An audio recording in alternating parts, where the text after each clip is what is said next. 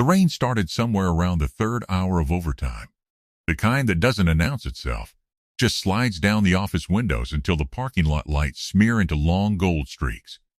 I was the last one on the floor. So, I thought, was she? Then my doorbell rang at 11:40 on a Tuesday, and when I opened it, Daniela Voss was standing on my step, soaked to the bone, mascara holding on by spite, and she said the one sentence I had spent 2 years being certain she would never say to me. I couldn't go home tonight. Too quiet. Like she'd practiced it in the car and it still came out smaller than she wanted. And the woman who had spent 22 months trying to beat me at everything looked, for the first time, like she'd lost something she actually cared about. My name is Adam Reyes. I'm 34. I write proposals and pitch decks for a mid-sized logistics firm, which is a long way of saying I make trucking sound exciting to people who fund trucking, and I'm good enough at it that they keep me, and underpaid enough that I keep noticing. I live alone in a one-bedroom that's too quiet on weekends, with a coffee maker I talk to more than I'd admit, and a couch that has only ever held one person. I'm not lonely. Exactly. I'm just a man who has gotten very comfortable with the sound of his own dishwasher. Her name was Daniela Voss. She ran the competing account team one floor up, which in our building is less a job description and more a declaration of war. She was sharp in the way that makes meetings shorter and ego smaller, with dark hair she shoved back with a pen when she was thinking in a travel mug, steel, dinted on one side, covered in stickers from cities I was fairly sure she'd never been to, that she set down on conference tables like a gavel. She talked fast, won often, and apologized never. We met 2 years ago when we were both assigned to the same client and spent the entire kickoff disagreeing about a slide. By the end of the quarter, we'd turned mutual contempt into a genuine sport. She kept a running scoreboard. I pretended not to know about the scoreboard. I knew about the scoreboard. That was the dynamic, and I told myself it was the whole dynamic. That what I felt watching her dismantle a rival firm's logic in real time was professional respect, and nothing with a pulse behind it. It cracked on a Thursday, in the worst possible place, the 8th floor kitchen, at 9 at night, both of us hostage to the same deadline.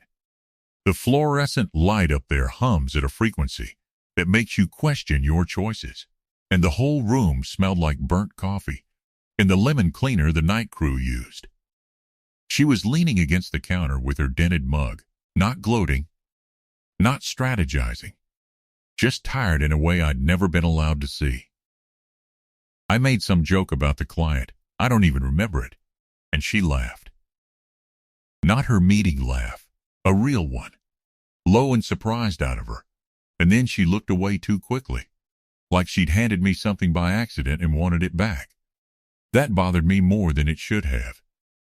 I went home and couldn't sleep, and I blamed the coffee. My domestic habits were becoming threatening. So here is the part where a smarter man would have done something. I did nothing. I told myself it was the late hour, the shared misery, the simple biology of being two tired people in a building everyone else had abandoned. People bond in trenches.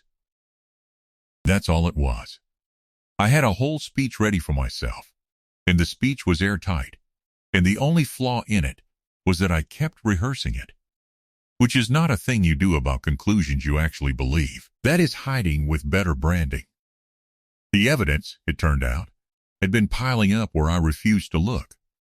There was the time our boss reassigned a project, and she fought to keep me on it, loudly, and then claimed it was because she didn't want to retrain anyone. There was the sticker on her mug I finally read up close. A cartoon truck, absurd and badly drawn. That matched exactly the dumb logo I'd doodled on a whiteboard 8 months earlier and forgotten about. She'd kept it. She'd put it on the mug that never left her hand.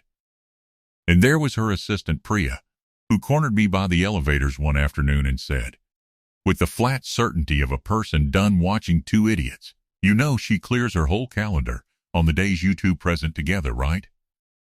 She tells everyone it's strategy. She let that sit. It's not strategy. Then the doors opened, and she left me standing there like a man who just learned his ceiling had been leaking for a year from the inside. I started noticing the way she got quiet when I mentioned dating. Just once. She set the mug down too hard and changed the subject to quarterly margins, and the silence between the old topic and the new one was about half a second too long. I have poor survival instincts around competitive women, so naturally I cataloged all of this and continued to do absolutely nothing about it, because the alternative, saying it out loud, meant risking the one good rivalry I had left. Which brings us back to my doorstep. The rain. The mascara. I couldn't go home tonight. I stepped back and let her in, because the other option was letting her drip on my welcome mat while I died of a heart condition I didn't know I had. She stood in my entryway, holding that ridiculous mug. She'd brought the mug. In the rain, like a talisman, and for a long moment, neither of us said anything. I got her a towel. I got her my driest sweatshirt. We sat on the couch that had only ever held one person, and now held two, and the rain kept up its quiet work against the windows. She wrapped both hands around the mug even though it was empty. Her fingers tightened once around it. She went still. Not dramatically, just still. My lease fell through, she said finally. The new place. Whole thing collapsed today. And my old place is already someone else's. And I sat in my car, in a parking garage for an hour, trying to think of a single person I wanted to call. She wasn't looking at me. And it was a really short list, Adam. It was a list of one. That's a problem I've been having for a while now. That landed. You drove across town in a storm, I said to my apartment, to tell me you have a list. I drove across town, she said, because I'm tired of pretending the scoreboard is about the accounts.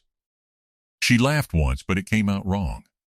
I started it so I'd have a reason to keep talking to you. Do you know how stupid that is? I invented a war so I wouldn't have to admit I just wanted to be in the room. Too fast, like the sentence had been sitting behind her teeth for 2 years and slipped out before her pride could catch it.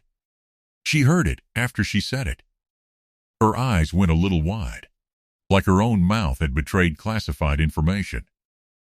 Something in my chest shifted. Not dramatically, just enough. I could have gone to her right then, and a worse version of me would have, but she looked like someone standing at the edge of something she wasn't sure would hold her weight. So I gave her the door. You don't have to say any more than that, I told her. You can drink imaginary coffee out of that ridiculous mug, and we can pretend you came here for the couch. And on Monday, we go back to the scoreboard and never speak of this. I mean it. The exit's right there. She didn't take it. She set the mug down, gently this time, and turned to actually face me, and the guarded thing she wore in every meeting just wasn't there anymore. I don't want the exit, she said. I kept the truck sticker, the dumb one you drew. I peeled it off the whiteboard the day you weren't looking, and I have carried it on the one thing I touch every single day for 8 months. Tell me you didn't notice, and I'll believe you're as oblivious as you pretend. I noticed 3 days ago, I admitted. I've been losing to you for 2 years, and I told myself I liked the competition. I made myself say the true thing, the specific one, because she'd gone first, and the least I owed her was matching it. Every person I've sat across from at this job felt like a meeting. You never did. When I win something, you're the one I want to tell before I've even finished winning it. When I lose, still you. I've been wanting to be in the room too, Daniela. I just dressed it up as wanting to beat you. She closed the last of the distance and rested her forehead against mine, and her hand found the front of the sweatshirt that was technically mine and now apparently hers, and it was quiet and chosen and nothing at all like our meetings. And then her phone, face down on my coffee table, lit up and buzzed itself in a furious little circle, and we both looked, and the contact name on the screen read, in letters she could no longer pretend I hadn't seen, Adam, do not start anything. That's aggressive, I said. That's a reminder, she said, and pressed her face into my shoulder, and I felt her finally laugh for real against me, all the tiredness going out of her at once. 3 weeks later, she was still pretending the scoreboard mattered, except now the categories had gotten suspicious. Best at remembering the other person takes oat milk, most likely to text first and lose on purpose. We were terrible at being soft and very committed to getting better at it. A few months after that, I came home to find her at my counter, mug beside her, arguing with my coffee maker exactly the way I do. And she didn't even look up, just said your machine is judgmental, and stole the toast off my plate like she'd been doing it her whole life. Nothing about us had changed. She still won most arguments. I still overanalyzed her silences, except everything had. Years later, when people ask how we got together, she says it was a strategic acquisition. I say, she showed up at my door in the rain and surrendered. We're both lying a little. The truth is quieter than either version.